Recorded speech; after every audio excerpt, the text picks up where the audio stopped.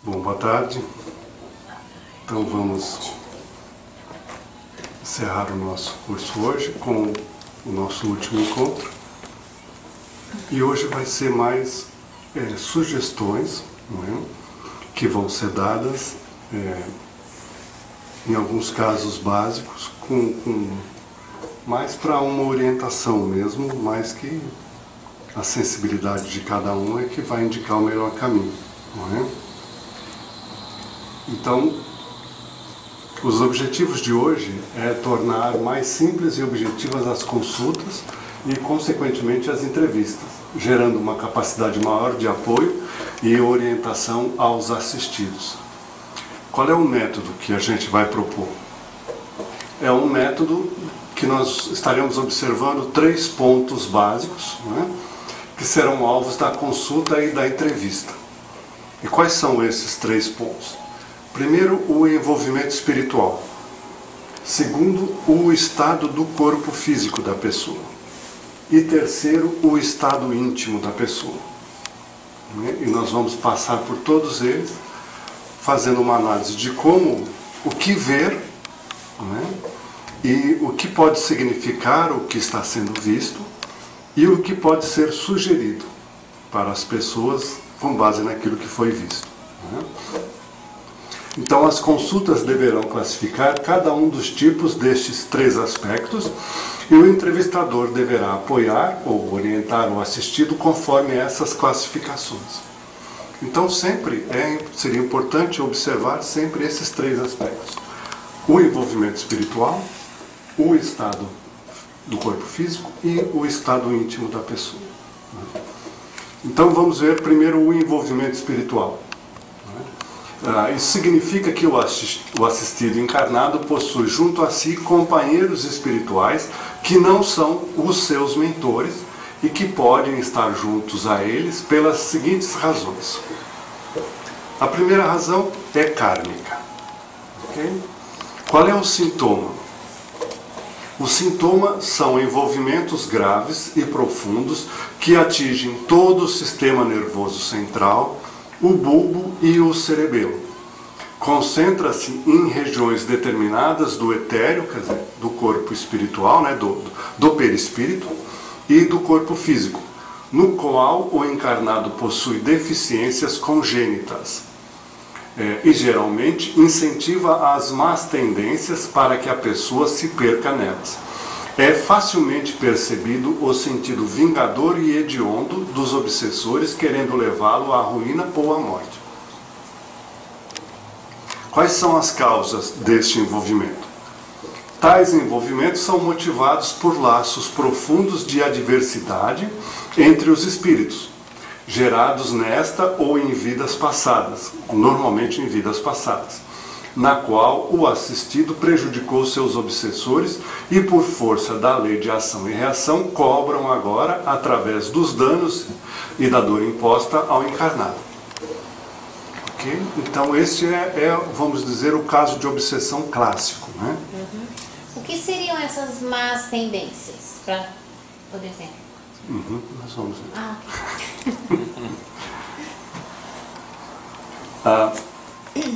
Então, qual seria o encaminhamento? Né? Se exigirá do assistido assiduidade, empenho na renovação de seus sentimentos, bons esclarecimentos, reforma íntima, encaminhamento após o equilíbrio mínimo para o curso Conhece-te a Ti Mesmo. E, se possível, após esta, para a Escola de Aprendizes do Evangelho. Tais envolvimentos só serão efetivamente desfeitos nas 3 seguintes circunstâncias. A dívida kármica foi saldada pelas dores e os obsessores são afastados naturalmente no plano espiritual. Segundo, os obsessores são esclarecidos e perdoam o assistido, deixando que a lei de ação e reação use outro sistema para cobrar os débitos contraídos. Ou o terceiro, o assistido renova-se, evangeliza-se e, elevando seu padrão vibratório, modifica-se e consegue afastar seus obsessores, passando então a satisfazer os seus débitos com vibrações de amor fraterno. Okay? Então vamos analisar aqui como é que é, né? Então, nesses casos de obsessão kármica, né, de envolvimento espiritual motivado por problemas kármicos, o que marca, o que caracteriza é o profundo sentimento de vingança do obsessor. O obsessor, quais os caminhos que ele vai utilizar? E nós sabemos que todo processo obsessivo, o espírito desencarnado, o obsessor, ele não inventa nada. Ele simplesmente aumenta aquilo que você já traz dentro de você. Então é nesse sentido que ele vai buscar dentro de você quais são aquelas coisas que você ainda não trabalhou de forma muito bem trabalhada, e ele vai influenciá-lo para que você se perca nestes teus desvirtuamentos. Ok? E assim ele vai atingir o objetivo dele. Porque ele vai buscar dentro de você aquelas características negativas para torná-las maiores. E assim objetivar a sua perda. Então há 3 caminhos para que o problema seja solucionado. Primeiro, o cara sofre tanto, mas sofre tanto, que ele paga o débito. Não é? O obsessor se dá por satisfeito, não é? E automaticamente o problema é desfeito. Não é? O segundo, de tanto você vir aqui, e de tanto teimoso que você não se modifica. Mas como o teu obsessor, ele não desgruda de você, toda vez que você vem na casa, ele vem também. E é por isso que se convida a pessoa para fazer os cursos. Porque quando ele vem fazer o curso, ele não vem sozinho. Ele vem com o obsessor junto. E ambos fazem o curso juntos. Então os outros 2 casos é isso. O primeiro caso, o encarnado não aproveitou o curso, mas o desencarnado aproveitou. O desencarnado se modifica e percebe que não vale a pena a vingança e ele vai cuidar da vida dele. O segundo caso, o encarnado se modifica. E na medida que ele se modifica, ele se liberta do processo obsessivo. E ele vai procurar ajudar o obsessor desta maneira. Vocês compreendem como é o processo? Okay. No caso, ele não pode ficar na porta para fora. Não, eu não quero entrar aí. Ele tem isso? Ou como não? É um processo de obsessão muito ferrenho, a equipe do plano espiritual permite que o obsessor acompanhe, mas ele vai ficar aqui controlado e vigiado. Você entende? Ele vai ficar aqui para aprender. E ele não vai conseguir prejudicar nem os trabalhos e nem o obsidiado. Porque ele está aqui, mas ele está contido. De todas as formas, não só na obsessão, mas principalmente na obsessão, é muito bom a gente incentivar o Evangelho no lar. Vocês vão ver que em todos os casos a gente fala. O segundo tipo não é um problema kármico, mas é um problema de afinidade. O que seria? Quais são os sintomas? Então há envolvimentos profundos ou médios, dependendo do tempo em que ele se encontra instalado. Estão geralmente instalados em pontos determinados pelos quais se estabelece a afinidade. Por exemplo, se as pessoas são angustiadas e tristes, a afinidade é pela angústia, pela tristeza, né, pela melancolia, os problemas vão ser no cardíaco. Se a afinidade que existe é pela gulodice, né, qualquer fome, qualquer coisa ligada à alimentação exagerada, os problemas vão se manifestar no gastro. Se os problemas de afinidade são de ordens eróticas, vai ser manifestado no genésico. E assim vocês vão conseguir identificar qual a origem do problema. Nesses casos, não se percebem especificamente ideias odiendas ou vingativas. Por isso mesmo, não há interesse pela ruína ou morte do encarnado, embora isso possa ocorrer pela intensidade dos desatinos do convívio em que o assistido se compraz, ou a insânia de seus obsessores, sugando todas as suas energias. Então aqui é óbvio que o obsessor, ele não está querendo destruir o obsidiado, porque ele se alimenta dele. Então ele quer que o processo fique por mais tempo possível, porque é uma maneira dele satisfazer os seus instintos mais baixos. Então ele vai procurar dosar e vai estar aí, porque quanto mais tempo durar, mais ele vai estar satisfazendo aquilo que ele busca. Okay? Quais são as causas? O envolvimento por afinidade é aquele no qual os desencarnados buscam ficar juntos às pessoas que se comportem e sintam essas emoções da mesma forma que eles. Eles se envolvem, trocam energias e se excitam mutuamente nos seus sentimentos. A causa, então, encontra-se em um desequilíbrio do encarnado, que o leva a viciações mentais e comportamentais. Enquadram-se assim nesses tipos os alcoólatras, os maledicentes, os galhofeiros, os toxicômanos, os pessimistas costumazes, os irascíveis, os preguiçosos inveterados, os melancólicos, etc. Podemos incluir também aqueles que se apegam desequilibradamente às paixões, às famílias e às paixões violentas. Então, todas as vezes que nós cultivamos estes prazeres, né, essas sensações, automaticamente e invariavelmente, nós vamos atrair desencarnados que também cultivam este tipo de atividades, de prazeres. E eles vão nos acompanhar e eles vão nos incentivar a cada vez nós irmos mais. Mais. Porque nós temos que alimentar a dois, a nós e a eles. E muitas vezes é mais do que um. Por isso que aquele que bebe, cada vez quer beber mais. Não é? E muitas vezes aquilo que ele bebe já não atinge tanto. Por quê? Porque não fica tanto com ele, é repartido, é dividido. E aí ele vai beber cada vez mais. E assim qualquer outra atividade. Né? Levando até um estado de morbidez. Porque nós estamos repartindo, mesmo sem ter consciência disso. Ok? E qual seria o encaminhamento nesses casos?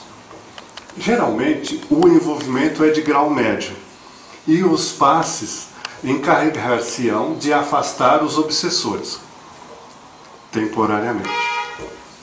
No entanto, a postura do assistido é muito importante, pois se a causa não for removida, ou seja, o vício não for corrigido, os obsessores serão logo substituídos por outros de igual matiz, que existem aos milhares na costa da terra, à procura de comparsas. Sendo assim, os passes poderão trazer ao encarnado a cura, alívio, né? No entanto, a cura só virá pela mudança de sentimentos, comportamentos. E tais mudanças serão bem mais fáceis se o assistido frequentar a escola de aprendizes do Evangelho e iniciar a sua reforma íntima. O entrevistador, nesses casos, deve esclarecer muito bem o assistido, orientando-o sobre sua participação, vigilância e oração. Alguma dúvida? Sim. Opa. Até que ponto que eu posso dar informação para o meu assistido, por exemplo? Às vezes ele não tem muito conhecimento da doutrina.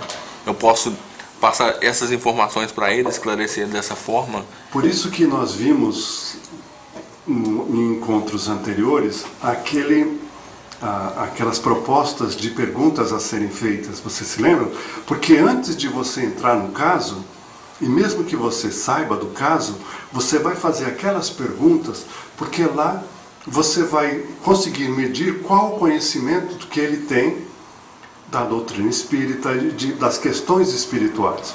Então, se você perceber que ele tem algum conhecimento já da doutrina, você pode ser mais claro, mais objetivo.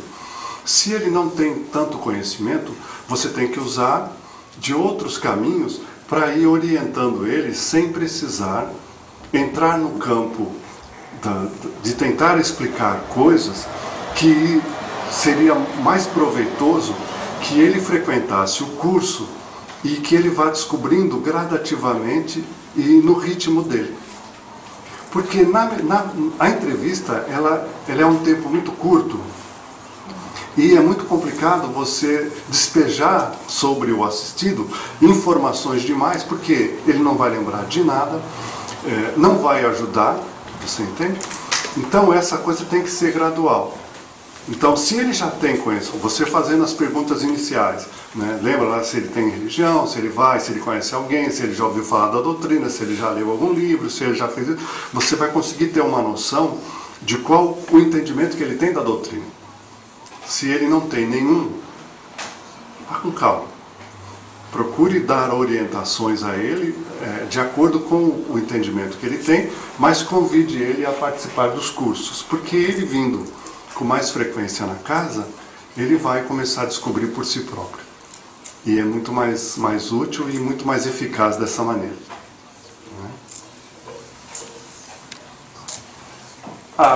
Depois, o terceiro tipo é o que nós vamos chamar de emocional ou circunstancial. Quais são os sintomas deste envolvimento? São envolvimentos médios e leves que causam mal-estar em geral e, em alguns casos de maior intensidade, refletem-se também em centros nervosos. São aquilo que a gente chama comumente de encostos, né? Onde entidades se aproximam das pessoas, são geralmente espíritos sofredores, doentes, solitários, etc. São muito suscetíveis às pessoas que possuem alguma sensibilidade mediúnica. Os espíritos que se aproximam não têm interesse de usar ou prejudicar a pessoa. Geralmente são atraídos por afinidade de pensamentos. E normalmente eles querem mais socorro do que qualquer coisa. Ok?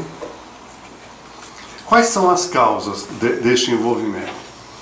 O envolvimento emocional ou circunstancial ocorre com frequência nos momentos de nossas vidas em que nos levam a estados temporários de depressão, de angústia, de solidão, de aflição, etc. É a perda de um ente querido, os negócios que vão mal, a perda do emprego, uma doença, conflitos no lar, coisas que acontecem no nosso dia a dia. Tais condições fazem com que a pessoa não esclarecida ou invigilante cultive sentimentos negativos em tal intensidade que desbloqueiam as defesas normais do perispírito contra influências espirituais. Sentimentos esses que atrairão entidades afins, intensificando o teor dos seus males. Como nós falamos, é circunstancial. Circunstancial e devido a influência da rádio ali do lado, que o fio passa perto e aí capta o barulho dela. Por isso que tem a musiquinha de fundo. Então é circunstancial e tem muito a ver com grande parte da nossa invigilância, não é? E dos problemas que nos atingem no dia a dia. Porque é óbvio que nós todos não conseguimos ter um padrão, né, de equilíbrio sempre ali perfeito. E o cansaço, né, o acúmulo de trabalho, o acúmulo de problemas, né, a família, a incompreensão, às vezes as ideias diferentes das nossas, né, faz com que nós, por descuido, a gente baixe o nosso padrão.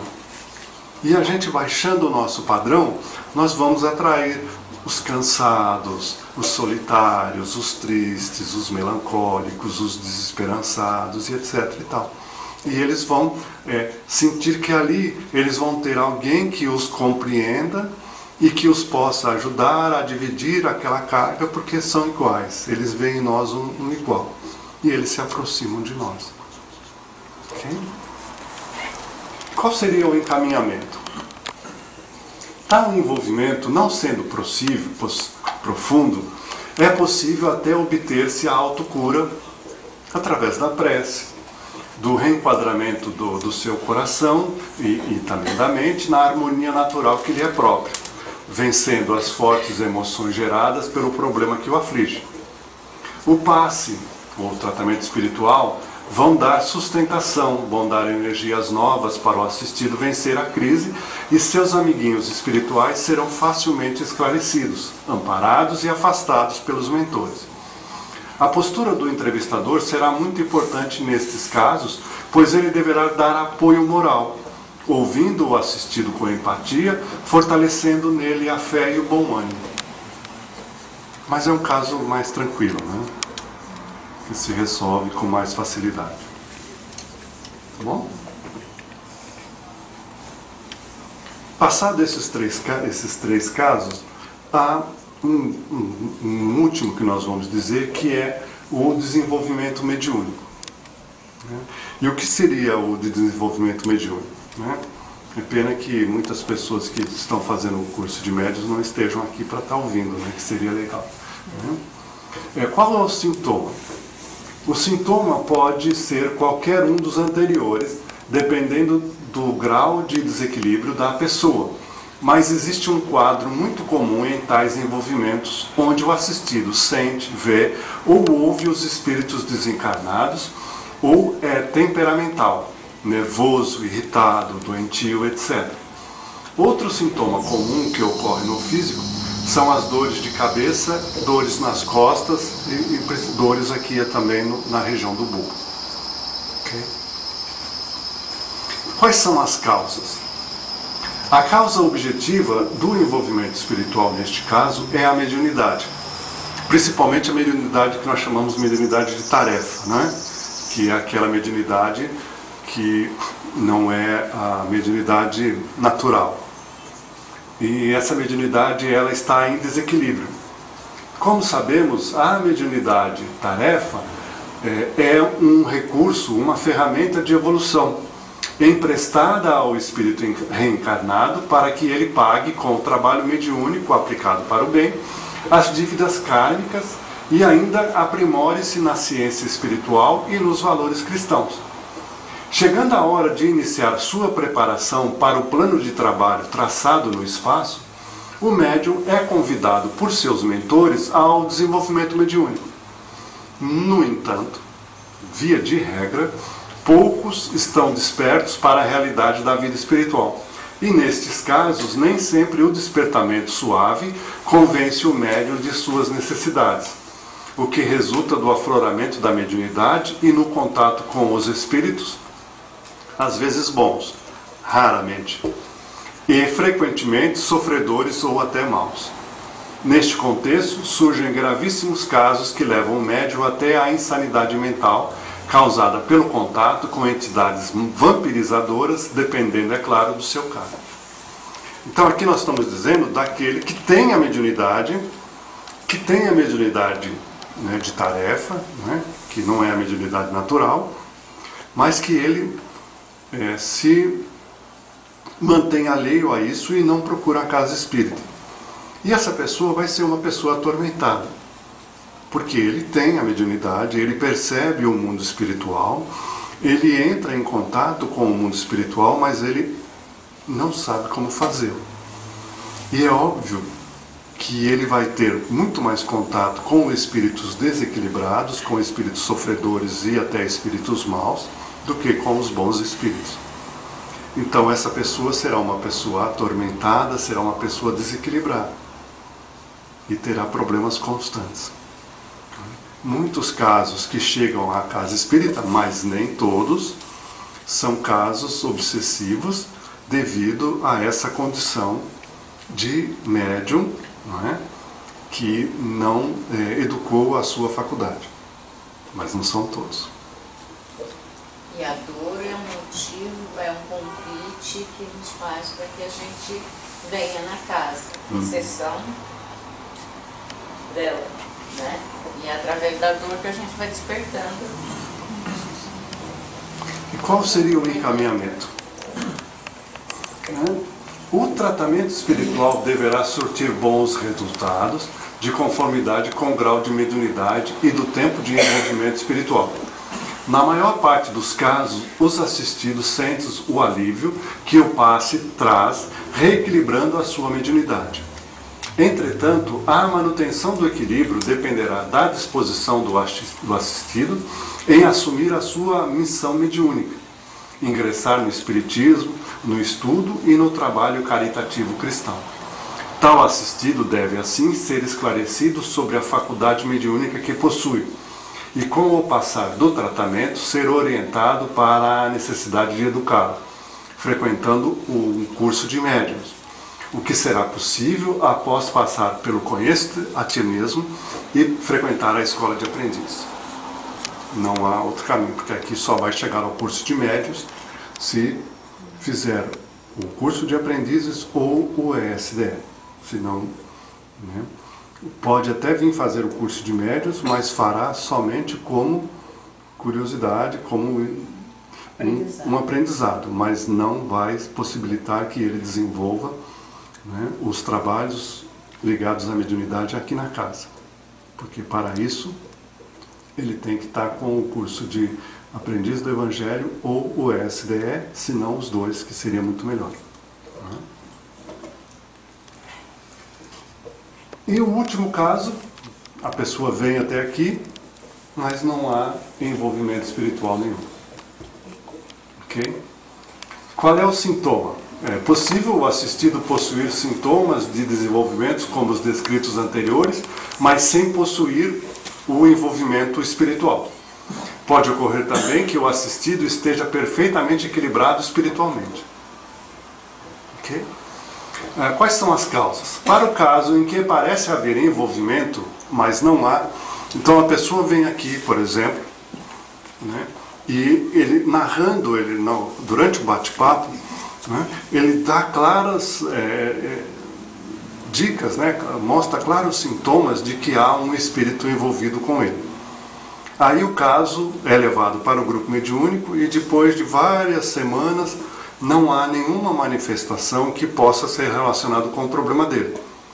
Então chega-se à conclusão de que, olha, não há envolvimento espiritual, mas ele continua com os sintomas. Então há um espírito aí envolvido? Qual espírito é esse? O dele mesmo. É uma auto-obsessão, né? Então é um fenômeno de auto-obsessão, chegando a criar formas, pensamentos que se assemelham muito a entidades, mas não há entidade nenhuma. A causa é o desequilíbrio íntimo da pessoa. O grupo de consultas deve estar atento para diferenciar esse aspecto. Para o caso em que não há envolvimento de espécie alguma, ou o assistido está bem e poderá ser encaminhado para outro trabalho, ou devemos observar sobre aspectos físicos e íntimos, que são o que nós vamos ver depois, né? São os chamados fenômenos de fundo mediúnico. Então, como encaminhar esses casos? Bom, no primeiro caso, é tratado como um problema íntimo, e depois nós vamos ver, sendo que os passes vão eliminar as formações mentais. No segundo caso, graças a Deus ele está bem, só vamos convidar ele que continue a frequentar a casa e que possa despertar nele, né, a vontade de colaborar com a casa e de fazer os cursos. Ok? Dúvida nesses aspectos do envolvimento espiritual, que é a primeira etapa aí das nossas propostas de hoje? Está bem simples, né? Aí é só o treinamento, é o dia a dia das entrevistas que vai dar, né, condições da pessoa ir diferenciando isso, né? Mas deixa eu só porque eu só quero esclarecer um pouco o encaminhamento, né? O primeiro caso é tratado como um problema íntimo, sendo que os passos eliminam as formações. Mas é um problema íntimo. Mas... Nós vamos depois falar dos problemas íntimos, que nós não vimos ainda. Nós dividimos, que você... Eu cheguei atrasado. Eu faço minha colocação mais tarde? Não. Hoje nós vamos ver 3 aspectos que têm que ser observados nas entrevistas, né? O envolvimento espiritual, o estado físico da pessoa e o estado íntimo da pessoa. Então depois nós vamos falar do estado íntimo, que é o último que nós vamos ver. Então nós vamos ainda falar sobre isso. Tá bom, então eu faço a colocação. Okay? Então a autoobsessão seria no estado íntimo? É o estado íntimo. Por exemplo, uma pessoa bipolar ou com algum tipo de, É importante... Um estado patológico, assim, psiquiátrico. Mas aí se você diz... Porque daí você pode se confundir, né? Aí você diz, né, é um estado patológico. Se é um estado patológico, ele pode ser uma doença. Então também é uma coisa que nós vamos ter que estar verificando. Principalmente nas coisas que são de fundo mental, né, problemas que são psicológicos, ele pode ter dois tipos. Um, onde há lesão no